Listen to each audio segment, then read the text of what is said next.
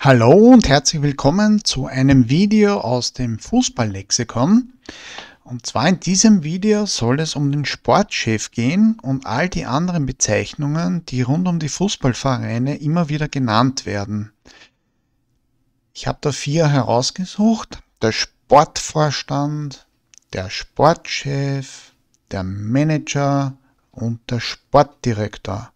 Alle 4 Begriffe kommen immer wieder vor, wenn es um Trainerentlassungen geht, wenn die Mannschaft neu zusammengestellt werden kann oder wenn auch eine dieser Funktionen neu besetzt wird. Für den Laien, selbst für den eingefleischten Fußballfan, ist das oft das Gleiche. Ist es das wirklich? Welche Strukturen gibt es?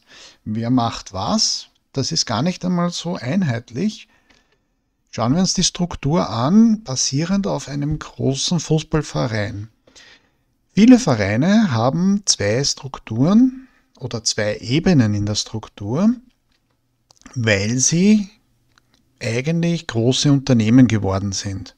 Das heißt, wenn ich jetzt eine Aktiengesellschaft habe, in der Industrie beispielsweise, das gilt aber für alle Aktiengesellschaften, dann habe ich einen Vorstand und dann habe ich einen Aufsichtsrat. Der Vorstand agiert als Unternehmer, das heißt, im Falle von einem Verein wird man eine Entscheidung treffen, ob man sich einen Spieler holt oder nicht, oder welche Spieler können gehen, weil sie nicht ihre Leistung gebracht haben. Der Aufsichtsrat kontrolliert den Vorstand. Also wenn der Vorstand jetzt sagt, ich habe jetzt da einen 16-jährigen Österreicher gesehen, der hat 3-mal den Ball getroffen und ich möchte ihn jetzt um 150 Millionen Euro einkaufen, dann wird der Aufsichtsrat große Kopfschmerzen haben oder den Kopf schütteln und auf jeden Fall wird es nicht dazu kommen. Und die beiden sind auch aktiv, wenn es darum geht, eine Trainerentscheidung zu treffen. Bei einer GmbH gibt es den Geschäftsführersport. Also der Vorstand in der Aktiengesellschaft, der wird oft als Sportvorstand bezeichnet.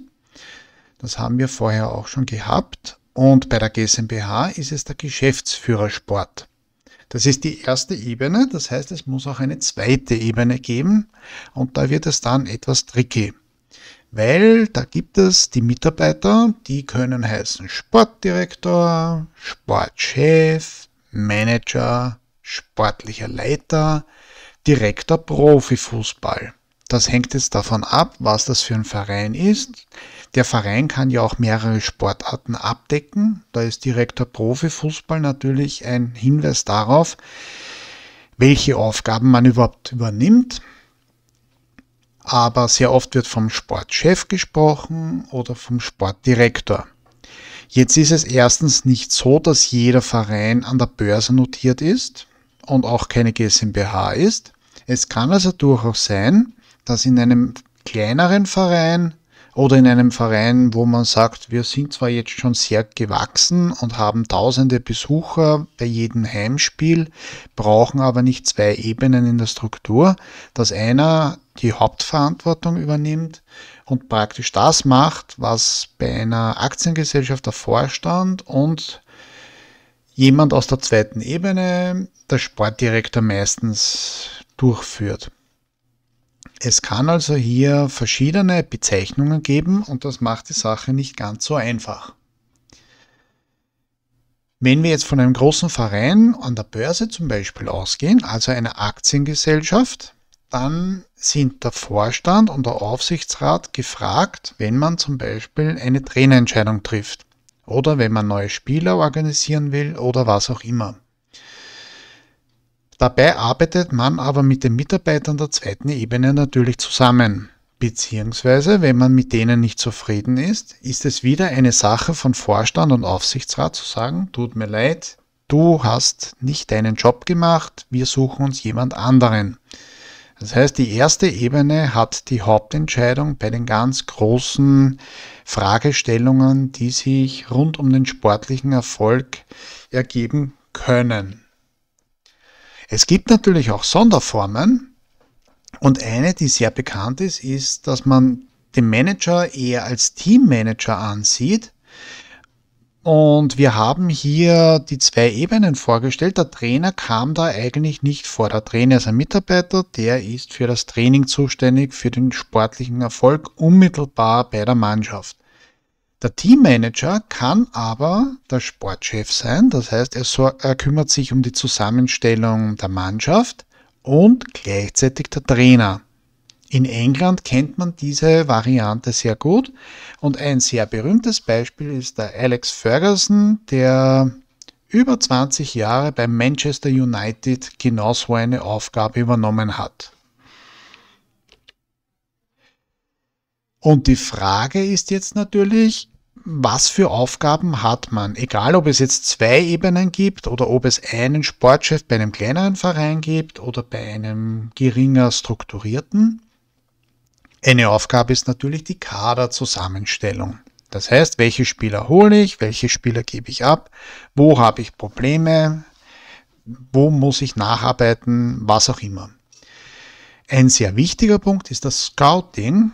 Da schaut man schon bei den jungen Spielern rund um den Erdball, ob die nicht für die Mannschaft interessant sind, und da gibt es die verschiedensten Strategien, weil manche Vereine werden als Ausbildungsvereine bezeichnet. Red Bull Salzburg ist zum Beispiel in Österreich die ganz große Nummer 1, die haben das meiste Geld und trotzdem ist es so, dass sie oft völlig unbekannte junge Spieler holen. Die werden dann sehr erfolgreich und die werden dann teuer verkauft. Und mit dem teuer verkaufen kann man natürlich die nächsten holen. Aber in Wirklichkeit hat man nie einen Stamm, den man über viele Jahre zusammenhalten kann, weil so mancher Superstar ist in Salzburg groß geworden und ist jetzt bei den wichtigsten und größten und erfolgreichsten Vereinen angestellt. Also da gibt es die verschiedensten Varianten. Es gibt natürlich auch diejenigen, die viel Geld haben, einen großen Namen haben und eine Mannschaft lange halten wollen. Bei Real Madrid oder bei Bayern München gelingt das natürlich leicht.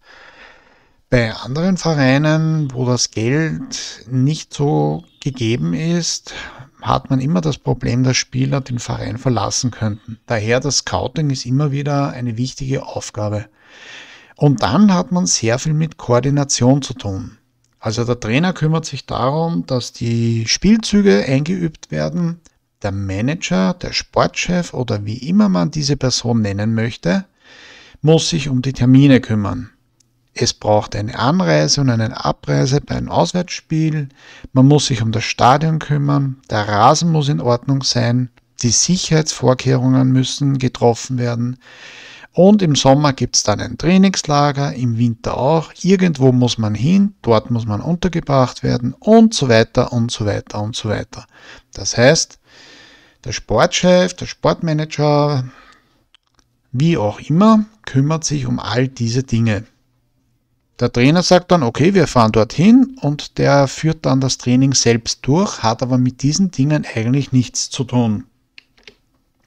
Und das war es in Wirklichkeit mit der Präsentation der Struktur im Sportverein. Der Trainer ist unmittelbar bei der Mannschaft dabei, aber der Sportchef muss sich darum kümmern, dass Termine eingehalten werden, dass die Auswärtsmannschaft aufgenommen werden kann und dass das Training funktioniert, das Stadion passt und vieles andere mehr. Und ich hoffe, dass das einigermaßen jetzt eine Aufklärung gebracht hat, wer da welche Aufgabe hat. Und in diesem Sinne vielen Dank fürs Zuhören und Zusehen. Bis zum nächsten Mal. Alles Liebe.